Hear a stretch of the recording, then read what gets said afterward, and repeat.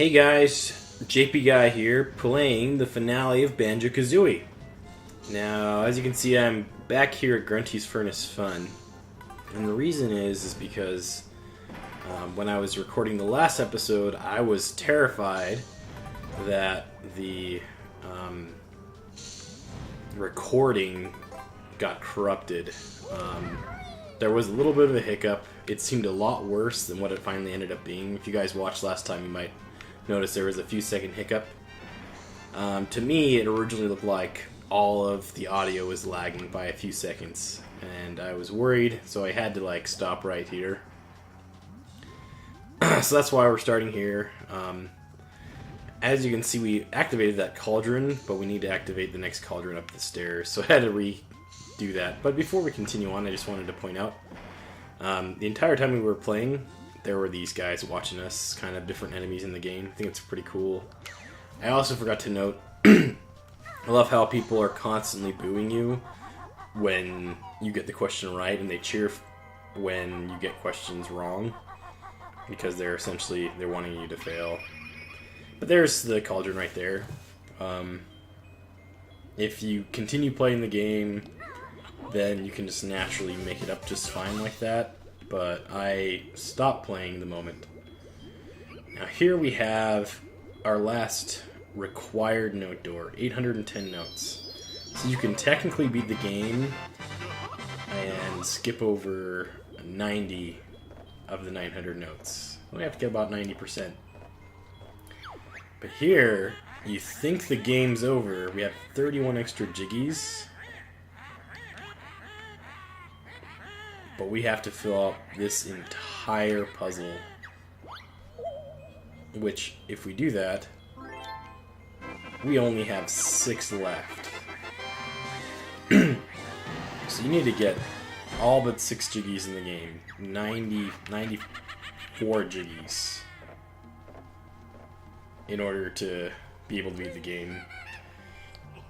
And it's kind of one of those things where you think you beat the game because you watch the credits, and then oh shoot, you need more jiggies. So if you were lazy and just try to get the minimum amount of jiggies as possible, then you'd have to go back to the worlds and get them again. That's why I usually just collected all 10.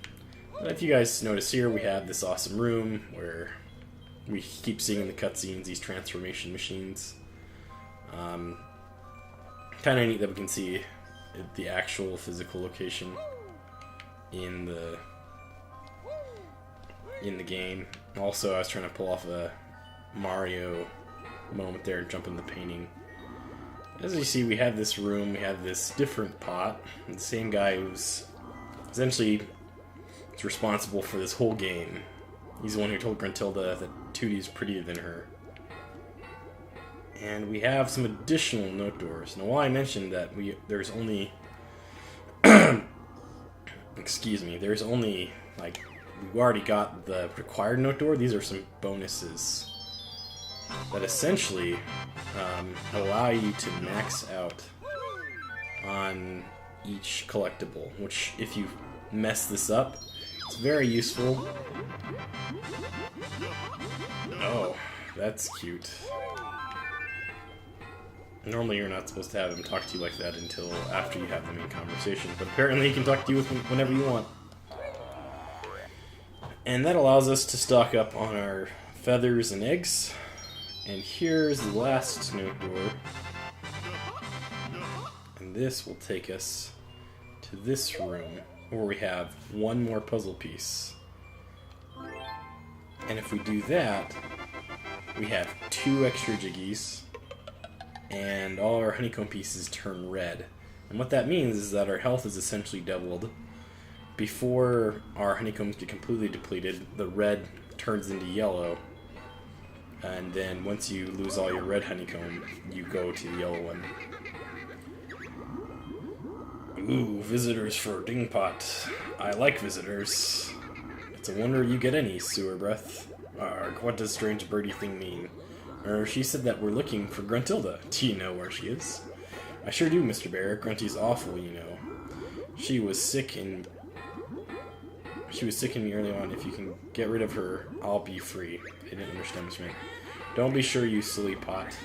Soon I'll have you nice and hot. See these filthy clothes I've got? When I've won, you'll wash the lot. Don't worry, Dingpot. We'll sort her out if you can find us a way up there. No problem. Just splosh on in and I'll fire you up to the top. Jump in there. No way, dung box. Come on, Kazooie. You get a chance to peck the witch's butt. Let's go. So here we go. This is the way into the final boss. Let's go ahead and jump in. I jumped in that nasty, filthy pot that is apparently where Grunty washes her clothes and pukes in. I can't believe the Pure Parrot got right up here. It's so unfair. But now the stupid bear must fight. This battle tests your skills and might. And let's see if I can remember how to do moves. I had to take a few weeks off.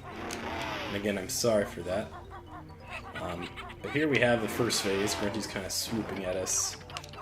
And eventually, her broom kind of chugs out. And we want to hit the back of the broom. And that will give Grunty some proper damage. Oh, keep undoing the rat-a-tat. And I got hurt. As you can see, it's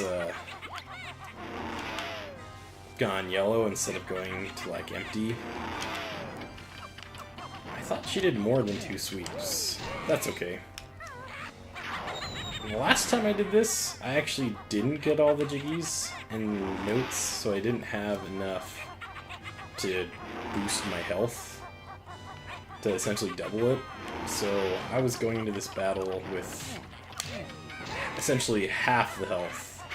So I'm hoping because I have twice as much health, I won't struggle as much as I did last time. Which last time I did this battle, it took me like at least 2 or 3 tries.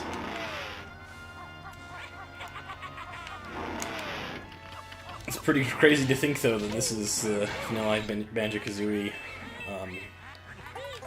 I like this battle a lot. Let's see. Oh, I did the wrong button. So that move is like close to impossible to dodging. She sends this like heat-seeking flame ball at you. Unlike these ones where like they're smart but they're not heat-seeking, and you have to use a gold feather to protect yourself.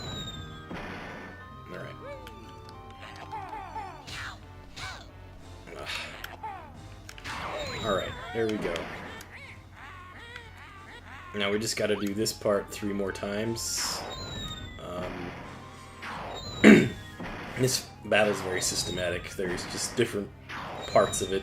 First part you peck at her, second part you shoot eggs at her, and then we'll see what happens next as the battle moves on. Funny enough, all these platforms, to me, they look like they have question marks on them.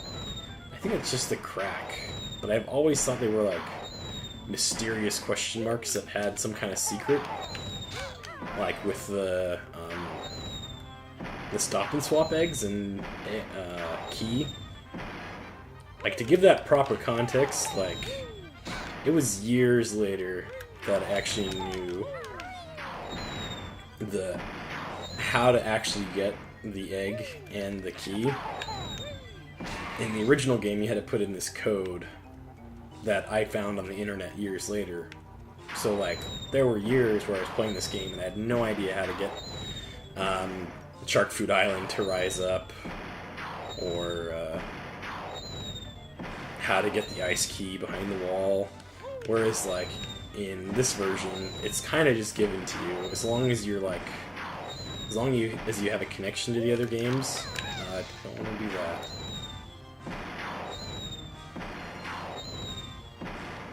No, I jumped too early.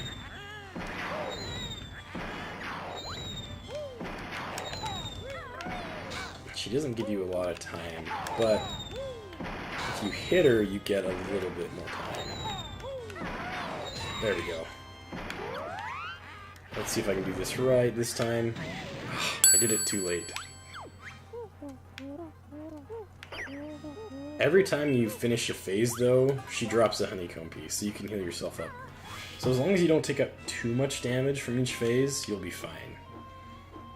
That being said, though, the last couple phases get really, really hard. And it's really easy to get hit with a lot of damage. There we go.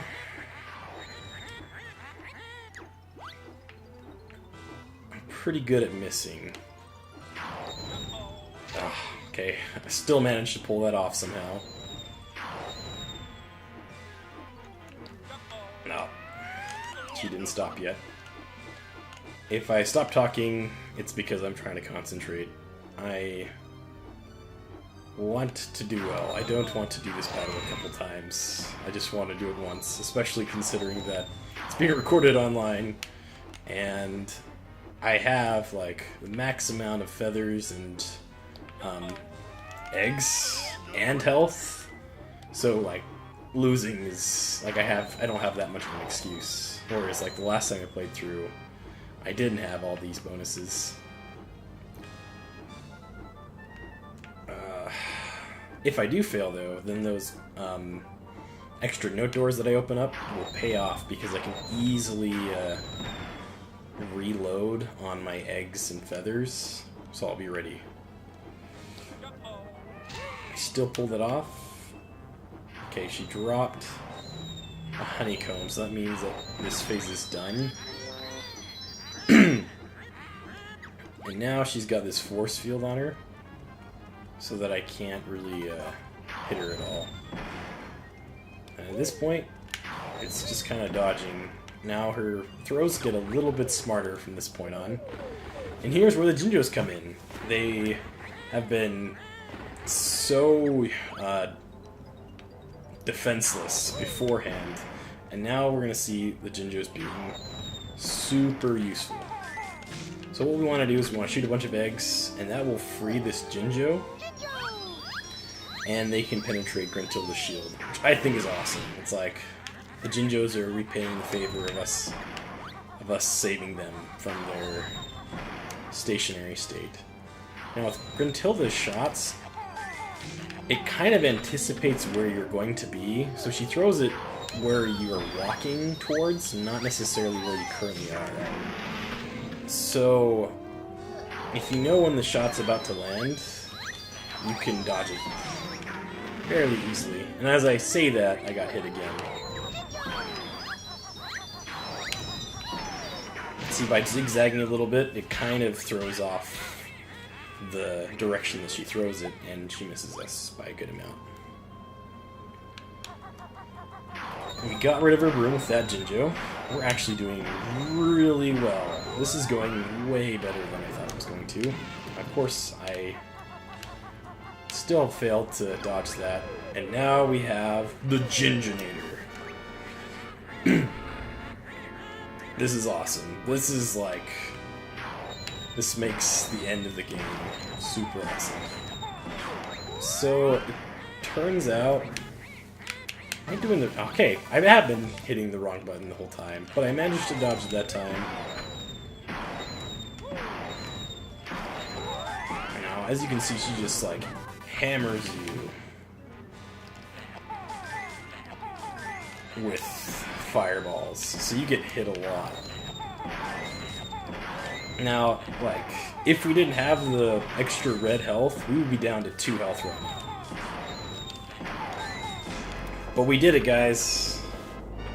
And my favorite thing is, the blue Jinjo is the Jinjonator, which blue is my favorite color, so I thought it was cool that the blue is the ultra powerful big one. And he's gonna, like, fly around like the Jinjos do when you free them. But he's, like, charging up an attack. I always thought this was really awesome. I think it's even more awesome now. And then they call him the Jinjonator, kind of like a mild reference to, like, the Terminator and Arnold Schwarzenegger. It's pretty funny. And Gruntilda's just like, yeah, this isn't that powerful. But the Jinjo's like, well, get wrecked. And he's doing the supercharge. Gruntilda's nervous. And we just got an achievement called Jinjonator. She throws one last spell, and it misses. Turns out that spell was originally planned to hit Banjo and turn him into a frog, and that was supposed to be like the precursor to the sequel. But I guess they didn't like that idea, so they decided, let's just have it miss. And now Gruntilda's stuck underneath this rock that's steaming green. All the way down the Spiral Mountain. So she'll be down closer with us. And she can't get out. The funny thing is, like, if you go back, if you play the game afterwards and you go right here in Spiral Mountain, you'll be able to see the rock. And here we have a little special end scene. Now we're having our legit vacation. Tootie's happy now that we killed Gruntilda, or supposedly killed her. Spoiler alert, we didn't kill her.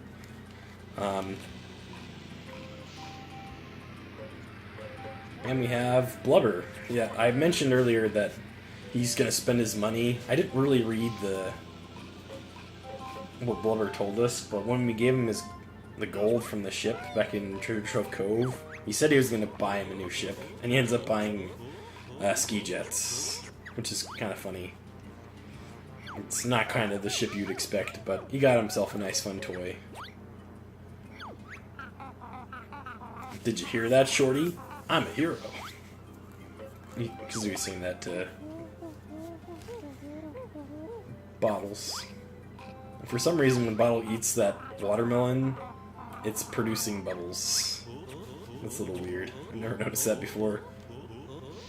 So now, this time, we get like a second credit scene, but instead of that going over all the different people who created the game, and before they had a limited showing of the characters, they're showing every single character in the game. At least I think they're showing every character they didn't show before.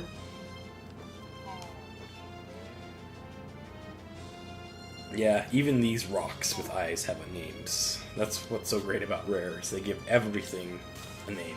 Even if it's just a rock with eyeballs, they can't do anything.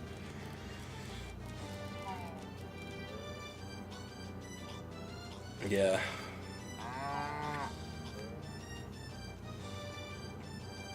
Grumbling. I like Leaky. He's a cute little guy. I'm just like, I have a little leak. Can you fix it? And then he gets you the cheats. Oh yeah, this guy. So like right here we have this little last bit of flashbacks of every character. It looks like it doesn't go over the major characters, just all the enemies. It's kind of interesting that they decided to have two separate ones, one for like the interactive characters and one for the other ones, but like Dingpot. I don't think Bloop was in the previous video, but he's not an enemy either. Kind of, I wonder why they chose to do it this way. Especially when they had to show the credits like 3 or 4 times.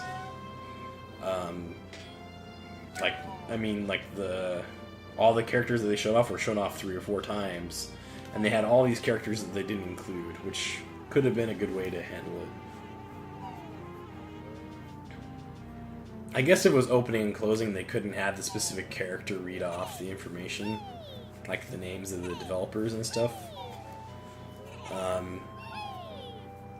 So maybe that's why.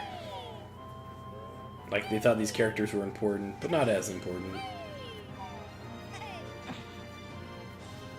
The Twinklies. I love Freeze's Peak. It's my favorite level. I was kind of hoping that I would be able to do that, like, bonus, finish up Freeze's Peak. I was hoping I could do that around Christmas, but it didn't line up that way.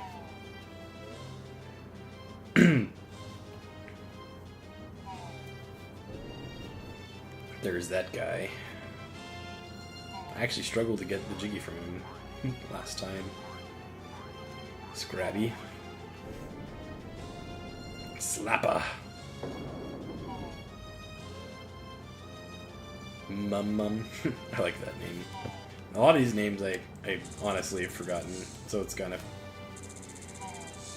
in fact, I forgot that all these characters had names when I was taking them out, but... A portrait chomper. I think they're pretty cool. The idea of like a skeleton thing coming out, even though I hated fighting them because I always goof up, but... Oh, I get why he's called Limbo.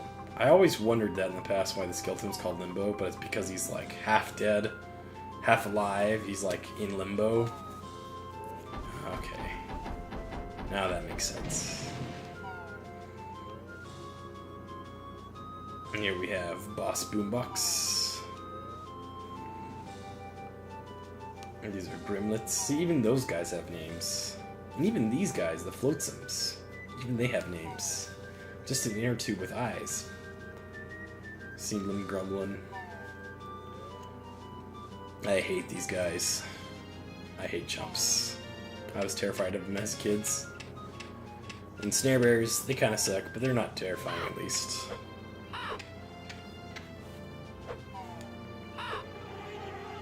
And the Zubbas. We supposedly killed them all, but I guess not really. Grublin Hood. Oh, Whip Crack. That's what those things... Even those things have names. They don't even have eyes, but they still have a name. That's how much attention to detail Rare has. And you can see Mumbo's kind of shaking around in the tree. I don't know why he's doing that, but he's got a little paper in his hand. Hey, Mumbo got secret pictures. Nice one, Bone Brain. What's on them? Got pictures of things you missed. Secrets used in next game. We actually didn't miss it. We got all the things, Mumbo. And this is kind of setting it up so that we know that there is the next sequel, the sequel to this game. And Mumbo's like, did you get all 100 jigsaw pieces? And if you didn't, then he won't show you these pictures. But if we did, then we do get to see them. So this is the first, like, when I played through this game the first time, this is how I learned about the ice key and the different mystery eggs. Now, originally, these weren't supposed to be for Banjo-Kazooie Nuts and Bolts, but they're supposed to be for Banjo-Tooie.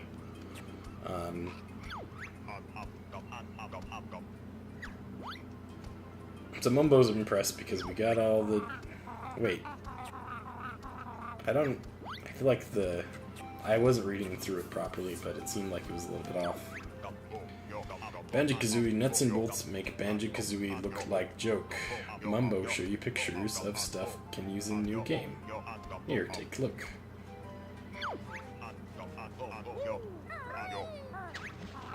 So we can go to...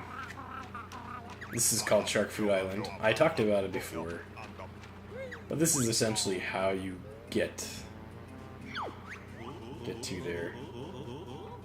Looks like the image is getting a little bit goofed up.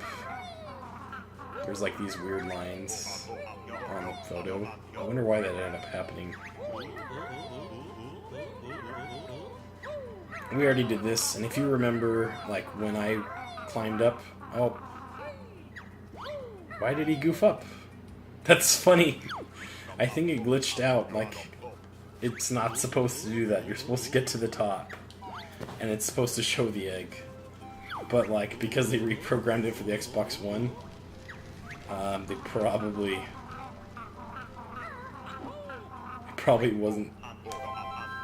didn't work properly. That's funny. So here we have the ice key. That's what the ice key would have looked like if I hadn't already collected it. Kazooie's being inappropriate, as usual. So, Mumbo shows off 3 secrets. I think I was actually able to grab this one. Yeah, because Kazooie was a punk. Mumbo doesn't tell you. And so for the longest time, when I played this game, like, I had no idea how to get those eggs. Mumbo not telling, find out in Banjo-Kazooie Nuts and Bolts. So apparently, if you play Banjo-Kazooie Nuts and Bolts, then you're supposed to be able to find out how to get them in this game.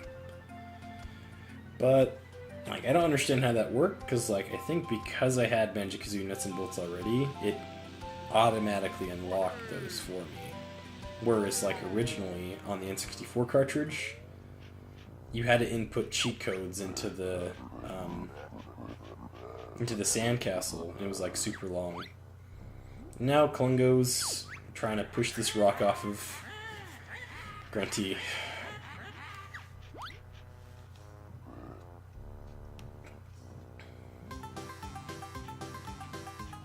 I think if you don't grab all the Jiggies, I think Grunty says a different rhyme about how she'll get you in Banjo-Tooie. And there we go, guys. That is the game. We finished Banjo-Kazooie. Thanks so much for watching, guys. If you want to see more of my content, make sure to subscribe. Hopefully I'll be able to jump back into a regular routine schedule, but things are a bit crazy, so stay tuned. I should be bringing Luigi's Mansion back. I know you guys have been wanting that for a while. So thanks so much for watching, guys. Bye!